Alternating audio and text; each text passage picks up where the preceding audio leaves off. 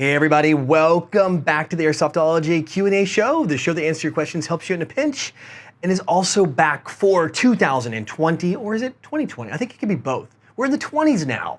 Like everything didn't have an identity, like the aughts and the teens, now it's the 20s, it sounds real. So anyway, welcome to the show. I want to welcome you all back. It's been a little break. I know I'll kind of cover that a little bit later in the show of where I was and what I was doing, but fear not. There's a lot of great stuff ahead of us this year. I've been working actually quite hard, recharging and also planning for this year. A lot of big things going on, some improvements, and a few changes, including one here in the show. But don't worry, it's still all about you. It still comes from your questions from the previous week. Don't forget to put them this week down below in the comment section. Also, I have a web store if you guys want to help support the channel, get some cool patches, morale patches in turn. I have it up there, free shipping worldwide all the time. I have a link in the corner for that. So yeah, it's been pretty big, but this is the big news. Couple things going on. One, it is SHOT Show coming up. That is next week. I will be in Las Vegas, Nevada. And if you guys haven't mashed the sub button and the notification bell, you're gonna want to do that because I will be doing semi-live uploads from the show floor. Also, a big change, a good change.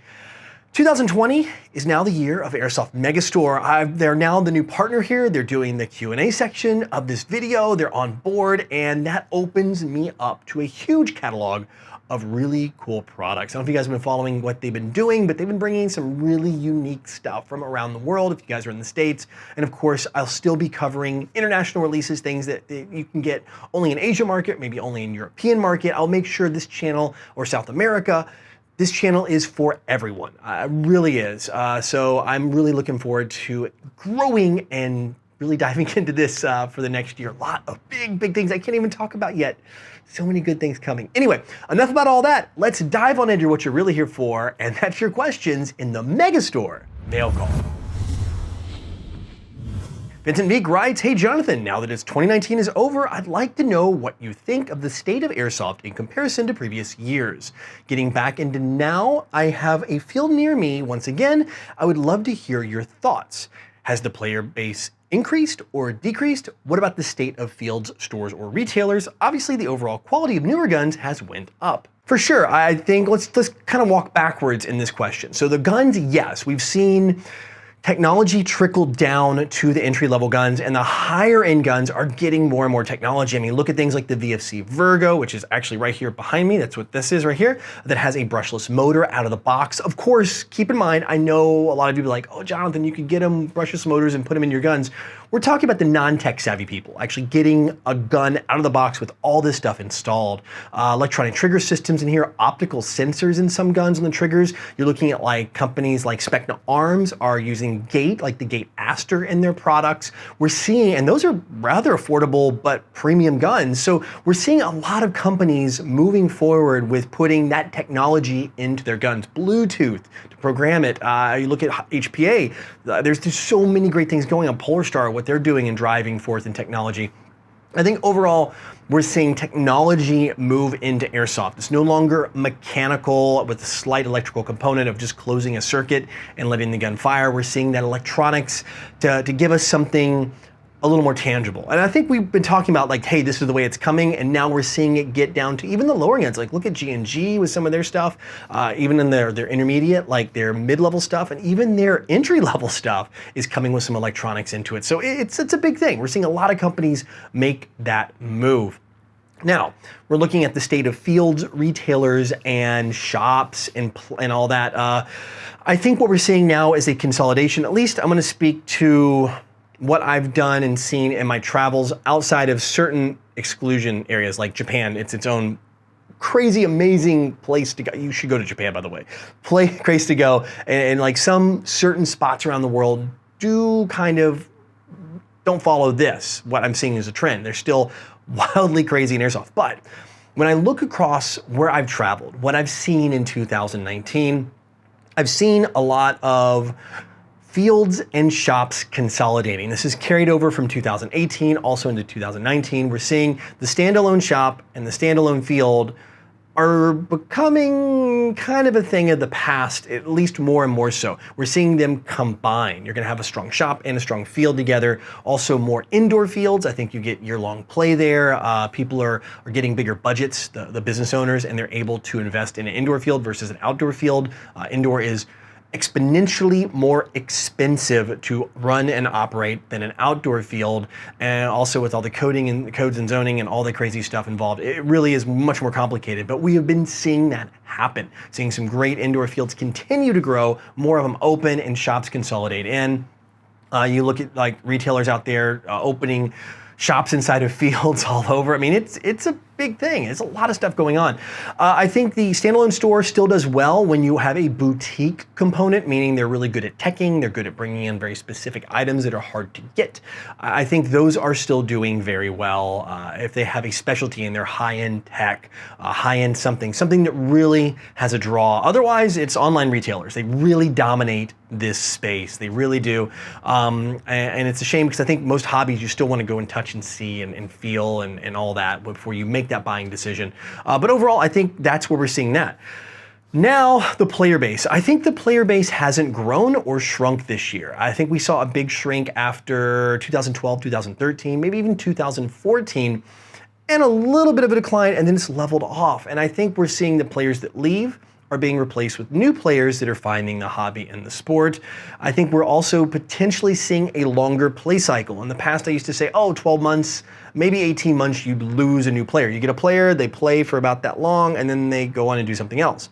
Now I think we're seeing players have a longer lifespan in this hobby, maybe 24 months or even longer, because they're getting in, it's not as widely seen like big box stores like Walmart and those big sporting goods stores in America aren't carrying Airsoft anymore. So you're not getting a lot of players flooding into the hobby, but you're still getting new players that maybe have more longevity, that want to stay and play in this hobby a lot longer. So I think that's it. And of course, HPA, obviously we've seen that huge rise and allowing multiple play styles. People that want to play that way or play more Milsim or more skirmish. I think Speedsoft or the Speedsoft/HPA/ high speed setups and things like that. I hate to lump them all together, but it's kind of true in some ways. That area has grown, and I think a lot of fields are realizing how to let all of these players, especially the skirmish, the non-speed soft type players and the speed soft players, cohabitate in a field a lot better. I think people are figuring that out and with chrono rules and settling the rules in, so there's more of an even playing field, because there was always pretty much an advantage when you went to something like a high-speed DSG setup, dual sector gear, which gave you an incredible rate of fire or great trigger response, or an HPA setup. You did have a massive advantage, and I think fields are finding ways to balance that out against people that are running stock guns or even rentals. So that's my thought, state of Airsoft as we close out 2019. I think 2020, we're not going to see any major changes in there. I think we're going to continue to see things kind of status quo. I hope we're going to see some new countries get added to the list. I'm excited about Australia. I really hope we see something out of Australia happen sooner than later. I love to see them added to the Airsoft approved list for the world. In fact, even China has been getting in a little bit more on playing Airsoft, where it's been traditionally illegal to play in there. So a lot of new things going on. We're seeing new additions to the countries that it's legal, and we're seeing more little hacks on the rules, which is always positive instead of the opposite direction. But I want to know what your guys and gals' thoughts are. What did you see in 2019 at your local field? What do you think 2020 is going to be looking like for you, where you live? Because you're going to have a better perspective on your local community than I will. I see more of like the global community. I want to hear what's happening in your area, and I can kind of take all those pieces and maybe get a better idea of what's going on worldwide going into this new year. Green Gaming writes, my question is, me and the missus are thinking about playing a Milsim. Do you need a squad to go though? Or can one generally go alone to most Milsims? You can absolutely positively go alone. In fact, I've played quite a few solo, not with any squad that of people I know. I've been to some great Milsim events actually. One with Black Ops Paintball. They had a really good, like big Milsim event there last year in the Carolinas, and they put on a fantastic event. I didn't know a soul there except for, well, one guy. He was acting as commander, so I never ran with him, but I still had an amazing time playing with a ton of people I'd never met before. I think the key is make sure you have communication down. I think if you're looking at solo, we're talking solo, then we're gonna talk about couples here in a second. I think this rule applies to 1, 2, 7, 8, or if you have your own squad, a full squad going, it's gonna be obviously, you're gonna probably be at this point already. Make sure you have the radios, make sure you understand the communications setup. You're gonna wanna do that. You're gonna have a challenge probably finding your squad if you die and they don't stop and they continue to advance. You're gonna wanna make sure you have that radio or whatever radio requirements are involved for that, no matter what. I think playing solo, you're gonna run with people, you're just gonna make sure that you're gonna fall in line. Typically, you're not gonna be in a leadership role, so you make sure you're prepared to listen to what someone else is saying and follow what they do. It may not be what you exactly want to do, but I think you're gonna have fun if you stick with the group. I've always had the most fun staying with a group. Now, you as a pair, 2 of you going, I think that does make things a lot easier, 2 of you, because now you can have a battle buddy. Right? One of you goes down, the other one can medic, depending on medic rules. One of you 2 may want to play a support class like a actual medic. You might want to run as a sniper team, sniper spotter. You might want to run support gunner and then like kind of a protection element with like an assault rifle, like more of an assaulter class to help keep the support gunner role. Like it kind of allows you to have this synergy between 2 different roles and make you more combat effective when you're out there playing Airsoft, and lets you move into a role that maybe you couldn't do solo because you do need someone to support you in the support roles. So I think that's really good. Also gives you somebody to go respawn with, and if you get lost from your group, at least you're with somebody you know, like you'll be with the missus. And what I found, and that's happened to me many times, I get lost and I go respawn, I come back, I can't find my guys for like hours or whatever. Even with the radio, they're way ahead and maybe they're surrounded by enemies and I can't advance to that area because we're trying to assault through a second area. What I do is just go ahead and join another group. Let them know you're not with your squad. Let them know where your squad is going. Try to find a group that's heading that general direction and work with them. Help supplement them and get yourself there. Obviously, the whole time staying in communication with your squad. But I think you're gonna have fun. You don't have to have a whole squad to go. You don't. You really shouldn't. Just get your stuff, get your gear list, make sure to bring the proper communication equipment, and you're gonna have a great time. Michael Cox writes, 3 weeks without Airsoftology. Does anybody know if he's okay? All right, so first off, thank you for worrying about me. It makes me actually feel good. Thank you. No, I took a little break. It was good. I went home to see the family. So I saw my parents, I saw my sister and her husband, I saw my niece and my nephew. My niece is getting ready to go off to college. So, I mean, I don't actually share much of my family with you guys and gals. So here's a little open door to my family. So I got to spend some time for the holidays back in the United States, in Tennessee, where I'm from originally. You guys know I'm from Nashville, Tennessee. Bad Karma was my original home field. I think it's the last noob day this year and the field's gone. Mike sold it. How sad. Anyway, I wanted to recharge. I spent the holiday time recharging and rebuilding my bucket. I forget where I read this. Someone way smarter than me said that creativity is like breathing, that you can only exhale, meaning create content for so long before you have to stop and breathe in. And you have to kind of consume creative content to refill your tank so you can continue to do it. And this holiday season was me breathing in. I've been almost nonstop on YouTube for 5-6 years now. And it was just time to take a little bit of a break. But anyway, thank you, Michael. Thank you so much for worrying about me and the rest of you out there. I am totally good, and get ready for an amazing 2020.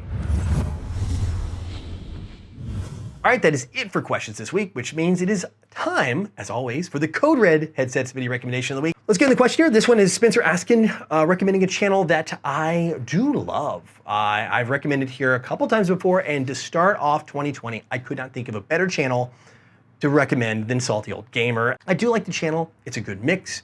It's just actually a mix just like what we have here in Airsoftology with reviews and gameplay. I like what he's doing in reviews. They're in depth. He includes some gameplay in those. He actually shows some live shooting, does some things that I don't even do in my reviews.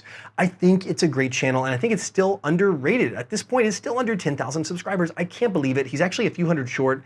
I'd love to see this be the push to get him over 10K. Be a great way for him to start 2020 and get that channel moving on. I think there's some things you unlock at 10,000. I think a lot of features unlock at 10,000. So maybe we can all just go over there and mash that sub button. Pretty much, if you like what you're doing, I mean, you're watching this video, right? If you like what's here, you're gonna like what's there. Of course, video has been playing is one of his reviews of the Tavors. If you guys wanna check it out, of course, I have a link to his channel in the description box below. One would have also popped up here in the corner. During this video, you can click on it and click down below. When you go over there, just find the video and put a little comment saying that I sent you over there and you can check it out. And plus, I know he's watching anyway. He watches every single week. He always comments too. So I know you're watching, man. I'm with you right there. Anyway, so anyway, go check his channel out. I think it's great. It earned my sub so long ago. So it's always in my subscriber. It's always in my list. I always see him up there. Anyway, if you have a channel of your own Yes, I do allow self-promotion, or a channel you love that's in Airsoft or somewhere in the Airsoft-ish type world and you want to recommend it, please put it down there in the comment section below. I'd love to see it. I've learned and found and discovered so many great channels because of you guys and gals. Anyway, that's it. Thank you so much. Get ready for an amazing 2020. I am seriously pumped, like really pumped, and I will see you guys and gals in the next video. Until then, go out, play some Airsoft, have some fun, but no matter what you do, call your freaking hits.